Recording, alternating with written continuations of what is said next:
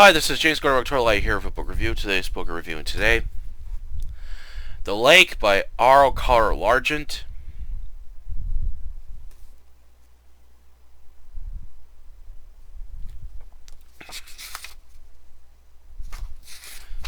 This is from BMI, and this was published in 1993. This was an absolutely disappointing book. I was really let down with it.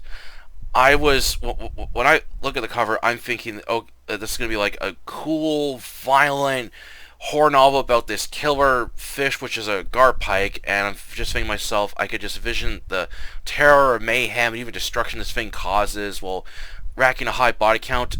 I got none of that. What I mostly got instead, just like the other supposed killer animal book I read last year, Razorback. Basically, most of the book focuses on corruption, crime, and drama, and a whole bunch of other bullshit, nothing related to the killer animal book, and I was really let down by it. And to make matters worse, the author's writing style and structure is also terrible, so that wasn't fun reading that as well. So it's like I'm dealing with two bad things at once, and when I'm reading a bad book with bad writing, it does not make it fun. And I was like, oh geez, I have a bad feeling this book is not going to be good. So I have fallen a little bit behind my book reviews, so I decided last night, fuck it, I'm gonna plow through this thing, and that's what I did. I plowed through the entire book, which is, this book is 365 pages long. You would think a book this thick is gonna have more of this. No, it doesn't. The book mainly focuses on the main character, and that's all that this novel follows, and the things he gets involved. And as I said, there's corruption, there's crime going on, you got cover-ups, a murder mystery, melodrama, affairs, all this other shit. And it's like, where is the killer fish? Where is this killer fish you got on the cover of your book here? It's hardly featured at all in this book. I was so disappointed with this book. I was just bored with it, and oh my goodness, the lack of like carnage, mayhem is one thing, but having to read the main character's terrible way of like describing things, the way he thinks, his dialogue, and oh jeez, it's terrible. So overall, this was an awful book. This was in many ways like Razorback, where the author has a bunch of subplots that he focuses more on than the actual plot of the book. It's like, this thing could have been so much better. I will say, like, the setting I like. I like the setting where it takes place in this kind of like southern kind of town when it's like a lot of swampland and stuff. So I like this setting, and the detail was good. Like, the author has good. I'll give him credit for one thing at least. There's good detail in this book, but oh my goodness, that is not enough to save this terrible book, which I'll explain more in my review along with the many problems and issues I had with it. Alright, on to the book review, and spoiler, as I will give away crucial details within the story. Plot. Struggling author Elliot Graham, living in the southern town of Jericho, is trying to come up with a new novel idea while enjoying summer before it's over. There's a big lake where the residents go fishing and drive their boats. One of his friends, Sam Patton, tells Elliot the lake has been stinking badly lately. Another friend of his, Brent Friedman, caught one of the biggest and ugliest fish ever, garpikes. Brent shows off his big catch, which Elliot is a bit creeped out by it. Elliot goes to the library to learn more about garpikes, then visits a girlfriend of his, Cynthia Wallace, who's having a rough day as tourists are coming for Labor Day, and complain about the lake stinking badly, as everyone has blamed a plant that's next to it, Bartle Plant, owned by Roger Blackmon. Elliot takes Cynthia out for dinner. However, they bump into Sheriff Harrison Peter, who tells them one teenager has been found dead in the lake and the other is gone missing. Harrison brings Elliot to the autopsy and reveals the dead 17-year-old teenager as the medical examiner, Dr. Marion Hopkins, points out the right arm has been chewed off. Elliot thinks they might have a shark or some deadly fish in the lake. When Elliot asks if the parents know what's happened to their children, Harris is told by Hawkins' assistant, Cletus Mackey, that Mayor Felix Chesterton has ordered them to keep quiet about it so it doesn't ruin the upcoming Labor Day. Harrison isn't happy about this. When Elliot and Cynthia go out in the lake to see if they can find what killed that teenager, suddenly something large hits their boat, knocking Elliot overboard as he nearly drowns but is rescued by locals. However, after explaining what happened to Harrison, someone alters with the report claiming that Elliot was stoned while driving the boat. Furious, he goes to talk with Harrison in person, but he and the sheriff make a shocking discovery of a lab technician killed himself after threatening the medical examiner before turning the gun on himself. Harrison shows Elliot a threatening letter to keep quiet about this incident or else. Both men believe that Roger and Chesterton are the ones behind it. Over the next following days, more residents of Jericho begin disappearing or turning up dead, with Elliot and the others investigating the lake further along with the plan, as many believe it isn't what it appears to be, with its owner Roger keeping a tight secret of what he's really doing. Harrison is finally able to close off the lake, much to the frustration of Chesterton, as he tries doing everything in his power to open it. Upon further investigation, the others discover the lake is heating up and releasing toxic gases that could kill off the whole town. When the governor approves, the town of Jericho is considered a disaster zone and orders all residents to evacuate. When Mayor Chesterton is told about this, he snaps and punches Elliot out of anger and is later arrested. But trying to get the residents out of town proves to be difficult, as all the roads are blocked off, with many being forced to travel on foot. And to make matters worse, a storm is coming which will cause the gas levels to rise, and at the same time, Chesterton has escaped jail, wounding a cop. Elliot and the others go after Chesterton as he's been plotting revenge on those who have ruined his life, along with getting back at Elliot by kidnapping Cynthia and to cover up what he and Roger have been secretly doing. Time is running out as the whole town of Jericho is about to be wiped out as the storm rages on, and there's still a killer fish on the loose. The Lake is a terrible novel, hardly any elements of horror, as it only focuses on this during the first couple pages before ditching the whole killer fish plot and shifts the novel into a drama with corruption, dirty politics, shady businessmen, affairs, and backstabbing. I really dislike how Karl wrote the sentences and dialogue in this novel. The writing structure is awful, from bad to cringy writing that made the novel worse the further I progressed in it. Besides bad storytelling, the pacing is awful. It's moving way too fast as there's no intro or some filler to slow it down a bit. Karl just gets straight to the point and quickly goes through a bunch of characters to the point where he shoehorns major events way too early in this novel, with no build-up suspense to make it better. It feels rushed at times, along with trying to understand the confusing plot which doesn't make much sense. None of the characters were likable, as they felt flat, dull, not much detail about them, as Karl gives very little background on them since he's rushing through so many characters that come in and out of this story. I also dislike how Elliot has to be the center of attention, as the whole novel follows his point of view, as not once does Karl break away to another character or a different scene. I also question what Elliot was doing, as he's only an officer that has no business getting involved with Sheriff Harrison or trying to snoop around the plant, as he isn't a journalist, which, if he was, would have made sense.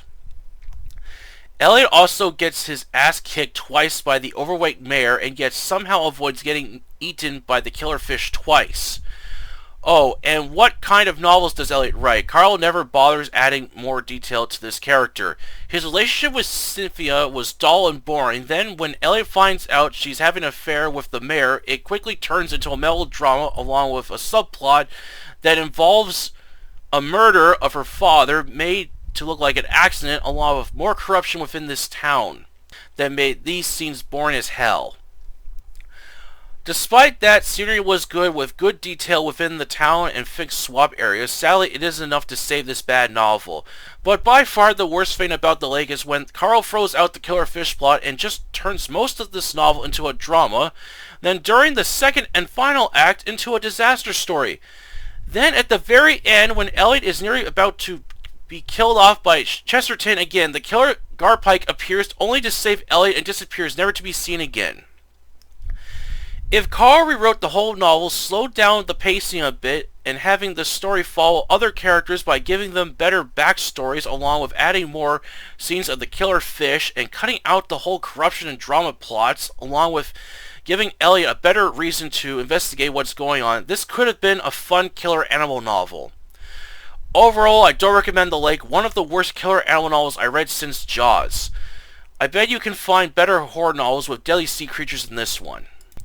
Alright, that's the review today. I hope you enjoy it. And yeah, this was a absolutely terrible novel. I was really just let down with it. As I said, the writing structure and the way the author writes dialogue was terrible, and I was not really liking how the book follows the main character, and that's all it follows. And I was thinking to myself, are you ever gonna change, follow someone else for a bit, or have the novel cut to a scene of this killer fish? No, the author doesn't go that route. It mainly focuses on the main character, Elliot, which I really didn't like. He felt flat, dull, and boring. And throughout the book, I'm asking myself, why are you getting involved? You're just an author. You're not a journalist. Why are you getting involved? It just made no sense why the main character has to get involved in the things he's doing, and it was other than just to move the story forward. I really don't like when authors do that. I like when authors follow other characters within the stories, and then even have given them better reasons for them to getting involved. If Elliot was a journalist and a writer, that would have made sense. Okay, he's trying to uncover what's going on. If he was a journalist for the town, that would make sense. But no, the author doesn't do that. And all the other characters throughout this book are boring. They're flat, dull, unlikable. As I said in my review, I felt the author was shoehorning all these characters as it feels like he's in a rush to get this story wrapped up as quickly as possible, and the whole killer fish plot is completely thrown out after a couple pages of the book. So right after the scene where the two teenagers are presumed dead, the author throws us out and shifts the novel into a drama novel about crime, corruption, and then relationship affairs and a murder mystery. And it's like, what is all this shit coming from? This is not what the book said this was going to be about. There's no elements of horror in this book whatsoever. None. In the beginning part, I thought, is this going to be like Jaws, where it's you got a mayor that's trying to keep this town open so that way he can make money during this Labor Day holiday? And I was thinking to myself, is it going to be like Jaws? No. It doesn't go that route. And I was really hoping for some carnage and mayhem, but I got none of that. Then, towards the end of the second act of the book, it then shifts into a disaster novel when a bunch of scientists come in, and after doing a bunch of tests on the lake, and a lot of scientific jargon I had to read through, which wasn't fun to read either. They basically state the lake is releasing toxic gases, and it's going to kill everyone. They have to evacuate the town, so it turns into a disaster novel, and this wasn't fun to read at all. And I was like, where is this book going? What happened to the killer animal plot? What happened to that? So then the whole last act of the book is this disaster. It turns into a disaster novel, and this was not fun to read at all. While it starts to have some action in it, after having to read all through this drama and bullshit, it does have some action here and there, but that's not what I'm here for. I'm here for the killer fish. Where is this killer garpike that's on the cover? It's hardly in the book at all. It is until the very end when it finally appears, and I was like, oh, you bastard. So this book is just terrible. The way it's written, the writing structure is awful. The dialogue, the way and hearing the characters' thoughts is cringy to read. There's a scene where Elliot is thinking out loud, and he says to Cindy, "I think you should sit down." To my amazement, she did. I was like, "Oh, did you really have to write it like that?" And then later on, when Chesterton's beating the shit out of him, he describes he's being kicked in the never area, and then he's going down like a submarine. I thought, what the hell is this? It's fucking awful. This writing is terrible. I've read better authors that can write better than this. And the rest of the cast, the characters we come to know in the story, I don't give a shit for any of them. They're flat, dull, and all boring. There's nothing to like about them. And as I said, why is Elliot snooping around when he shouldn't be? This is the one thing that bugged me, as the character has no right to get involved with the sheriff's business, the plant, and a whole bunch of other things going on.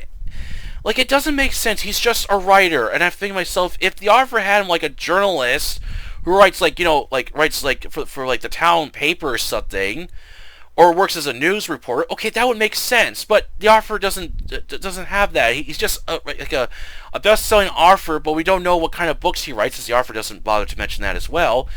So you got a character that's getting involved in things that he shouldn't be, and he's the center of attention. And I was like, are you gonna follow other characters in the story? Are you gonna show other scenes happening within this town? No, we get none of that. And this is one thing I don't like when authors just follow one character. They have to be the center of attention, and they have to be involved with everything going on, and this doesn't work. I read one book years ago, the Breeze Horror, and the main character. Well, the book followed like two, I believe three characters, I think, two or three, but mainly it followed the main character, this mother, and she had to be involved in everything, and it was like, it didn't make sense for the things she was doing other than just to get the story moving forward. That's what I felt with The Lake, was the same thing. The character has no reason to get involved with other people's business other than just to get the story moving forward. So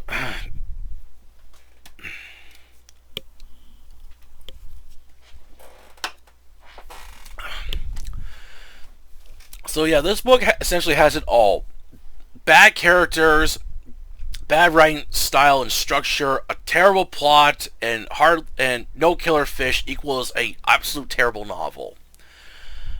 And I was really let down. I was thinking this was going to be like some fun 90s like killer animal novel, and I didn't get that. And I was really let down with it. I thought, oh, what could have been a good fun book? Yeah, so if you see this book, if you see The Lake, if you see this book in a used bookstore, do not pick it up. It's not worth reading. It's fucking awful. As you can find like better killer animal novels and sea creatures than this one. Alright, that's for the book review today. Hope you enjoyed it, and please don't forget to like this video, subscribe to October Library, the YouTube channel where I post book reviews, book hauls, and other related fiction content. Until then, I'll catch you later.